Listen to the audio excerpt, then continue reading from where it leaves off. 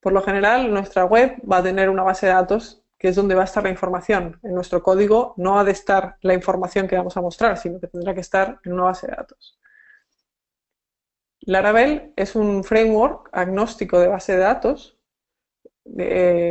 Tú cuando escribes las consultas a la base de datos no escribes las queries tal cual. Si por ejemplo estás usando MySQL, no escribes un select asterisco de lo que sea, porque si en algún momento decidieras que quieres cambiar de base de datos, tendrías que recorrer todo tu código, buscar dónde se ha usado cada query y cambiarla al nuevo sistema que usaras. Si por ejemplo quisieras pasar a usar Postgre, pues tendrías que ir revisando todo. ¿Cómo funciona esto? En el fichero de entorno, que es lo siguiente que vamos a ver, definimos cuál es nuestra conexión. Ahora aquí vamos a usar MySQL, pero por ejemplo para los tests usaremos SQLite y no tendremos que cambiar nada, simplemente tendremos que decirle cuál es nuestra conexión. Luego, lo que sí tenemos que decirle son nuestras variables de conexión. Tenemos que decirle a qué base de datos, con qué usuario y con qué contraseña nos vamos a conectar. Este es el fichero de entorno.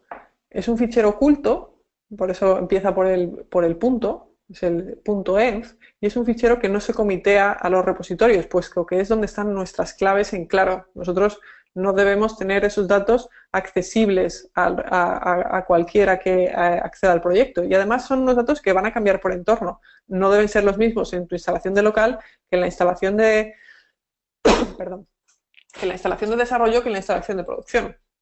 Será otras rutas, será otras contraseñas, será otros usuarios. Entonces este fichero siempre está ignorado por defecto en el git ignore que viene con el proyecto y se ha de crear en cada entorno que se vaya creando. Existe un .env.example que ese sí que se comitea y que es la base a partir de la cual puedes crear el fichero de env.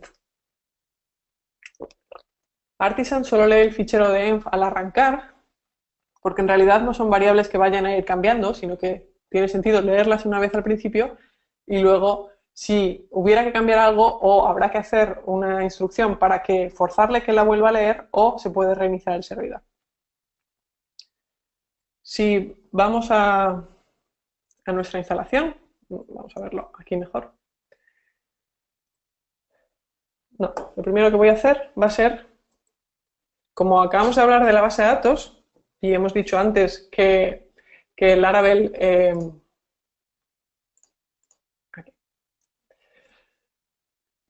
tenía Artisan y a través de Artisan podíamos, por ejemplo, decirle que ejecute las migraciones, podemos tratar ahora nosotros de ejecutar una migración como para tratar de arrancar nuestro proyecto. Nosotros podemos venir aquí y decirle php artisan migrate. Laravel ya viene con dos migraciones base, que son las que luego nos van a dar la opción de crear ese login y ese registro que había comentado antes que se crean solos. Si yo le doy a php artisan migrate, me da un error, puesto que en realidad nosotros todavía no hemos creado ninguna base de datos.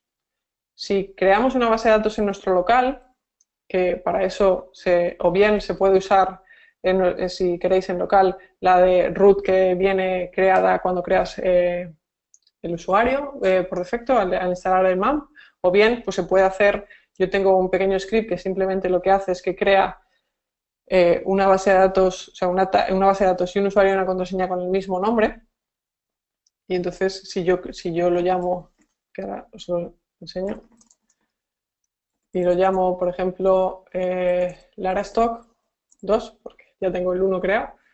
Si yo ahora voy a esa base de datos, me ha creado una base de datos vacía con el usuario Larastock 2.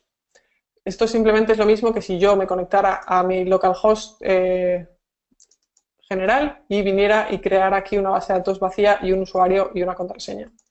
Esto lo que nos permite es venir al fichero de entorno, este .env que estábamos viendo, y ese error que nos estaba saliendo de que Homestead no existe, efectivamente nosotros no tenemos en nuestro local una base de datos llamada Homestead, ni este usuario, entonces lo que tenemos que hacer es venir aquí y poner lo que acabamos de crear. Larastock igual en todos. Obviamente esto nunca se debe hacer en ningún entorno que no sea tu entorno local. Siempre la contraseña ha de ser algo que obviamente no sea igual que el nombre de usuario ni el nombre del proyecto. Aquí es donde estábamos diciendo antes que definimos qué base de datos usamos. Si no quisiéramos usar MySQL, lo cambiaríamos aquí y probablemente también tendríamos que cambiar el puerto. En este fichero se configuran otra serie de cosas, como por ejemplo el nombre de la aplicación, el entorno en el que estamos, si tenemos activo el debug o no. Si cambiásemos esto, perdón, aquí, si cambiásemos esto a false, no veríamos las excepciones como las estábamos viendo antes. Esto lo que indica es cuánta información guarda en el log que va guardando de cada ejecución. Esta es la clave, esta es la key que hemos visto antes que ha generado cuando hemos creado el Laravel new. Esto es importante puesto que es lo que permite que, por ejemplo, encripte las cookies y que toda la comunicación que tiene con el navegador vaya encriptada. Aquí viene con estas otras serie de variables que vienen creadas por defecto, que se pueden no usar. De hecho, muchas veces estas no se usan.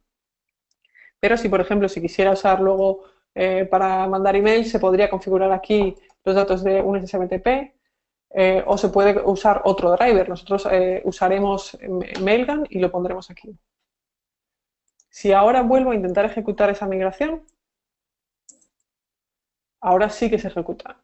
Estos dos ficheros que existían en las carpetas de migraciones dentro de la carpeta database se han ejecutado. Si vamos a la base de datos y refrescamos, nos aparece la tabla migraciones que tiene las migraciones que se han creado, que se han ejecutado. Esos dos ficheros que veíamos ahí se han ejecutado. Esta es la tabla que usa para saber que no tiene que volver a ejecutar esas migraciones. Luego, la tabla ha creado estas dos tablas, la tabla de usuarios y la tabla de password resets. La tabla de usuarios pues tiene los campos típicos de un usuario: nombre, email, contraseña, un token y los campos de crear y actualizar. O sea, cuando se creó y cuando se actualizó.